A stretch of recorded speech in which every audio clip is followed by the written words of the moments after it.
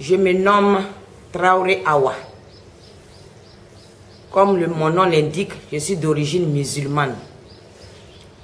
Je suis venue au centre vers les années 86, fin 86. Je suis venue par l'intermédiaire d'une de mes amies avec laquelle j'ai fait le lycée d'Azopé. On a fait l'université ensemble et on a enseigné ensemble. Donc c'est grâce à elle que je suis arrivée au centre. Quand je suis arrivée au centre, comme on le fait toujours, la première opération c'est la sanctification. Au cours de la sanctification, les visionnaires ont touché mon problème. Mon problème c'était quoi? C'était le problème d'enfantement. Effectivement, j'avais des problèmes pour enfanter. Cela était dû à des avortements que j'avais effectués. Donc, j'avais des problèmes à ce niveau. Et ensuite, j'ai fait les cérémonies. J'ai fait les cérémonies comme on le fait d'habitude. J'ai fait toutes les cérémonies. Et bon, je venais à la prière. J'étais vraiment régulière au centre. Je venais à la prière. Et un jour, jeudi à Gethsemane, il y a une des visionnaires, paix à son âme, Catherine Labouré. Elle, dans sa vision, elle a vu que moi je suis venue pour servir Dieu. Je dis, ah Seigneur, voilà ce que la vision a dit. La vision dit que je suis venue pour servir Dieu. Qu'est-ce que je fais? Il dit, ah si tu es venu pour servir Dieu, ce qu'on peut faire c'est de te porter la soutane. Et c'est ainsi qu'on m'a porté la soutane. On m'a porté la soutane, j'ai œuvré. Hein, je venais au centre à tout moment, j'œuvrais. Et à ce moment-là, j'habitais à Koumassi. J'habitais à Koumassi et c'était facile pour moi de venir au centre. J'enseignais au classique, mais j'habitais à Koumassi, donc la distance était moindre. Et vers les années 88, j'ai déménagé. Je suis allé à Angré. Je suis allé habiter à Angré. Et j'enseignais au classique. Donc la distance a fait que j'étais vraiment irrégulière au centre. J'étais irrégulière au centre. Donc dans ce laps de temps, hein, je suis tombée effectivement enceinte. Et quand je suis tombée enceinte, c'était tout un problème. J'avais des problèmes. Je tombais évanouie. Et je suis allée à l'hôpital. Et les médecins m'ont sculpté. Il y a un médecin qui, avec l'échographie, il a vu que l'utérus était vide.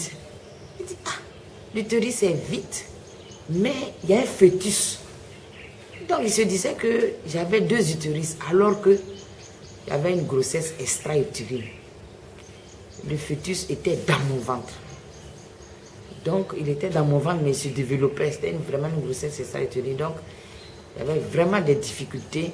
Je ne pouvais pas manger. Je ne pouvais rien faire. Je n'avais plus de sang. J'étais devenue toute maigre. Vraiment, j'étais mal en point. Et c'est à ce moment-là que mon petit frère m'a accompagné au centre. Il m'a accompagné au centre. Et quand je suis arrivée au centre, personne ne m'a reconnu. Personne ne m'a reconnu. Le Seigneur ne m'a pas reconnu. Parce qu'en temps, quand j'étais habillée, on m'appelait Pélagie. Il dit, ah, c'est Pélagie ça. J'ai dit, oui, c'est moi. Comment tu es devenu comme ça? J'ai dit, ah, c'est ça. Donc, à ce moment, en tout cas, il n'y a pas une révélation qui m'a vu que j'allais survivre. Tout le monde me voyait que j'allais mourir. Parce que j'étais vraiment mal en point. Et à ce moment-là que le Seigneur a vraiment travaillé sur moi. Parce que je suis restée à l'hôpital pendant 7 mois. Couchée à l'hôpital. Les médecins étaient impuissants. Donc, ils attendaient à ce que l'enfant soit viable pour pouvoir me faire la césarienne, enlever l'enfant. Donc, de l'hôpital, je venais au centre à Koumassi pour les soins. Donc, c'est en cela que lorsque ça fait 7 mois, et ils m'ont fait la césarienne, vraiment, le Seigneur a beaucoup travaillé sur moi. Sinon, je ne pouvais pas vivre dans l'état où j'étais. C'était vraiment impossible de pouvoir survivre. Donc, ils m'ont fait la césarienne et ils ont récupéré l'enfant. L'enfant, comme il était dans de mauvaises conditions, lui n'a pas pu vivre. Il n'a pas survécu. Mais moi, j'ai survécu. J'ai survécu et je suis resté en convalescence jusqu'à ce que tout aille bien. Et lorsque je me suis retrouvé, j'ai pris mes affaires et je suis revenu au centre. Je suis revenu au centre et j'ai demandé à Seigneur, voilà, je suis revenu avec toutes ces épreuves-là. Vraiment, je suis revenu et que je voudrais venir reporter ma soutane pour œuvrer. Donc il a dit, il n'y a pas de problème. Il n'y a pas de problème. Tu peux venir porter ta soutane. Et c'est ainsi que je suis revenu porter la soutane. Et à ce moment-là, on m'a appelé la Sainte Séphora. Donc je porte le nom jusqu'à présent de la Sainte Séphora. La Sainte Séphora, c'est la femme de Moïse. Et depuis 89, jusqu'à ce moment, en 2013, je suis la Sainte Séphora, je suis au centre. Et je n'ai pas de problème. Je suis bien. J'ai laissé le monde totalement dans le monde et puis je suis revenu à Dieu. Et en 1992, j'ai fait mes vœux perpétuels. J'ai fait mes vœux perpétuels et j'ai été nommé, élu le vicaire général. Donc je suis le vicaire général du centre. Donc à ce titre, nous travaillons toujours. Donc je n'ai aucun problème, je travaille. La journée, je travaille, je vais à l'école. Et la nuit, je fais les œuvres. Et en 1998, j'ai passé le concours de Sansora. Et j'ai été reçu au concours de Sansora. Donc j'ai été affecté au lycée municipal de Marcory comme censeur.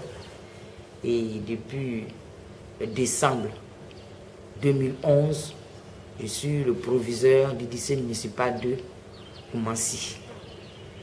Donc voilà ce que Dieu a fait pour moi, voilà mon histoire.